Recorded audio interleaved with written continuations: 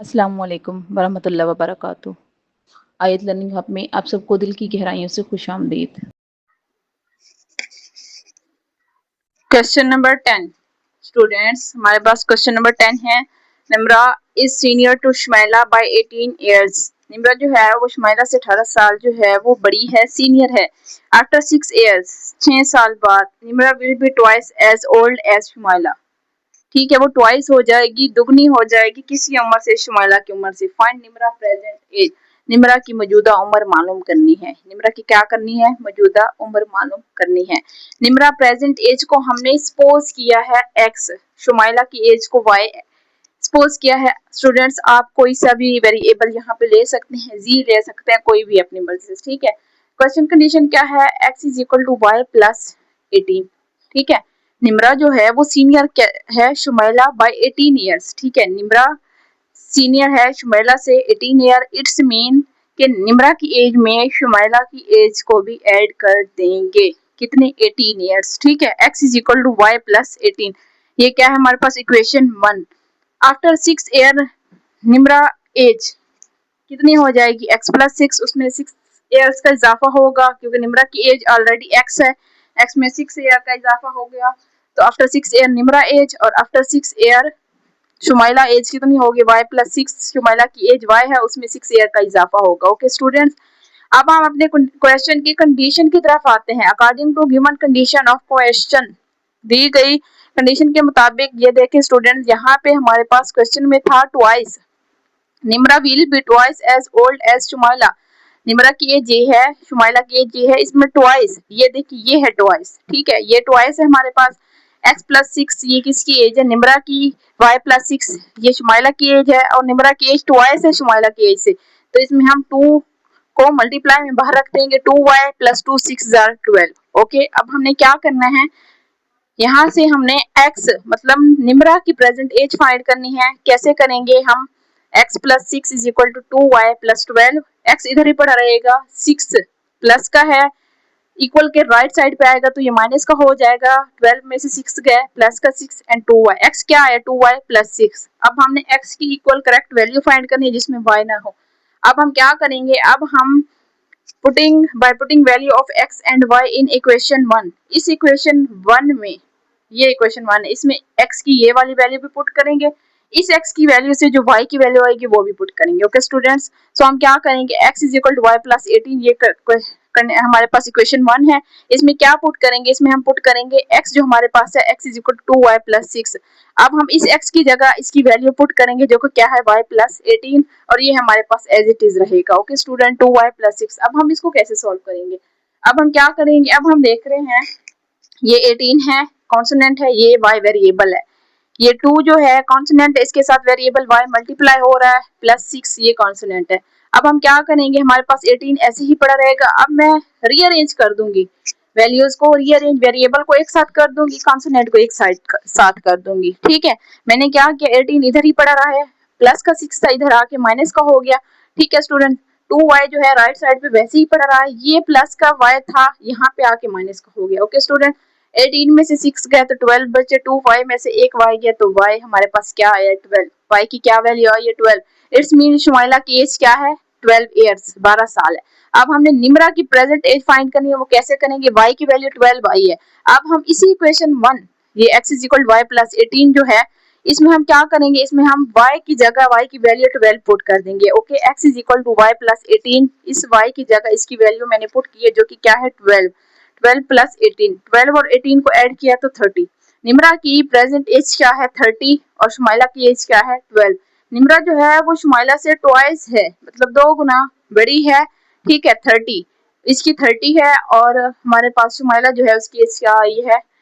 12। शुमैला की एज को मैंने y का नेम दिया था, सपोज किया था। निम्रा की एज को मैंने x का नेम दिया था। यहाँ पे हमारे पास निम्रा की प्रेजेंट एज 30 और शुमैला की एज क्या आई है?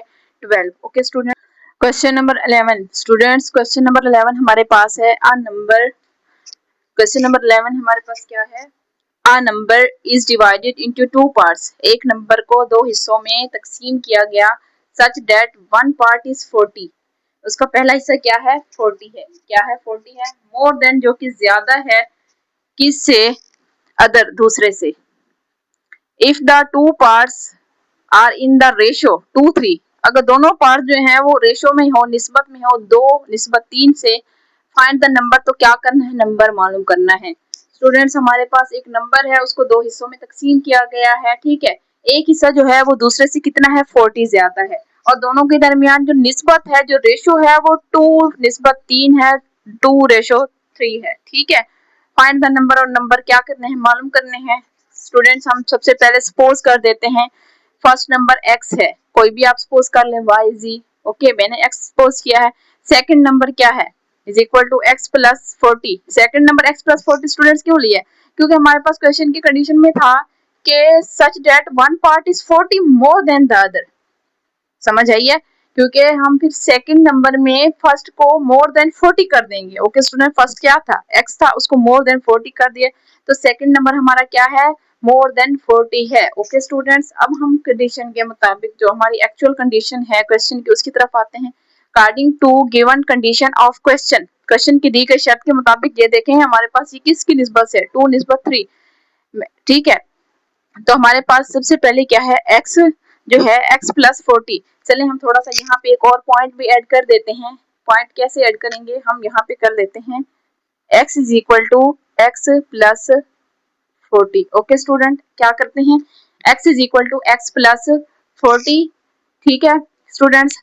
तो इसके साथ निस्बत 3 और इसके साथ निस्बत 2, ये देखिए क्वेश्चन में हमारे पास कंडीशन थी 2:3, 2:3, 2 या 2:3, ठीक है।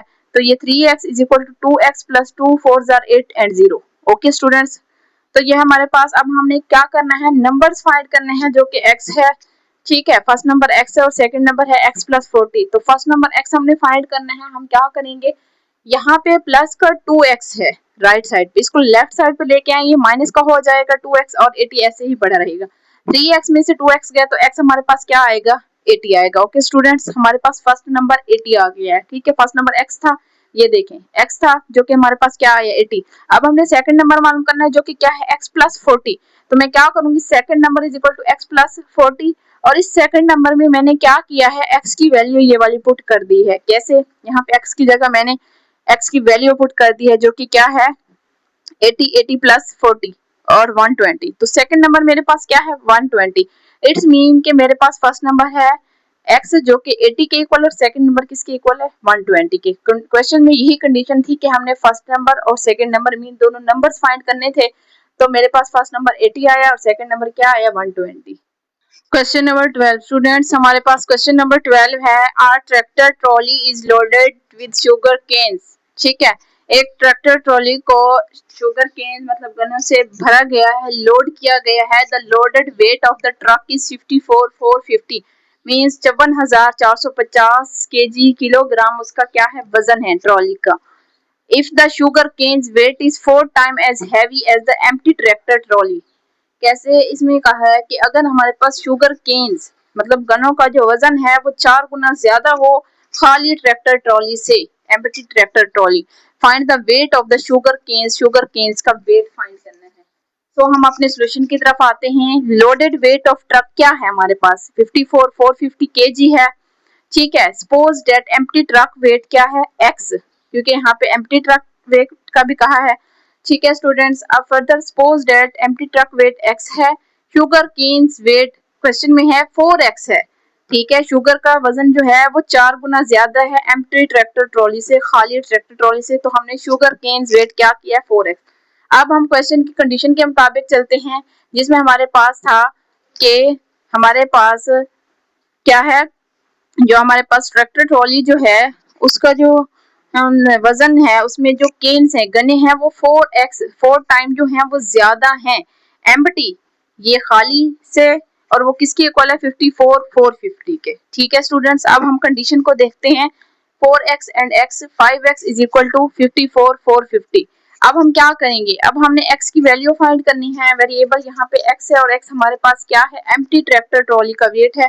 अब हमने ये फाइंड करना है, हम क्या करेंगे, वेरिएबल x के साथ हमारे पास कॉन्स्टेंट y जो है वो मल्टीप्लाई में है, इट्स मीन हम बोथ साइड पे इसको डिवाइड कर देंगे, divide both side by 5, divide किया है इसको 54,450 को 5 पे, तो हमारे पास क्या आया x की वैल्यू 10890, ठीक है। इसका मतलब इसकी वैल्यू क्या आई है 1890 केजी किलोग्राम। एक्स की वैल्यू, अब हमने क्वेश्चन में कंडीशन जो है उसके मुताबिक हमने शुगर केन्स गन्नों का वेट जो है वो मालूम करना है, जो कि हमारे पास क्या है 4 गुना ज्यादा है एम्प्टी ट्रैक्टर ट्रॉली से।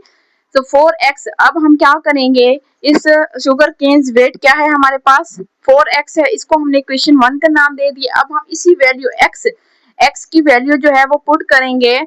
x हमारे पास क्या है 10890, किस इक्वेशन में 1 में, ठीक है 1 इक्वेशन क्या है 4x, 4 और x की जगह x की वैल्यू मैंने क्या लिखी है 10890, तो मैंने क्या किया है मैंने मल्टीप्लाई किया 4 को 10890 से, तो मेरे पास शुगर केन्स का वेट क्या आया 43560 मींस 43,560, ठीक है 43,560 केजी किलोग्राम जो है वो शुगर केन्स वेट है। गन्नों का वेट कितना है 43,560 केजी, जो कि हमने क्वेश्चन में फाइंड करना था। Okay students.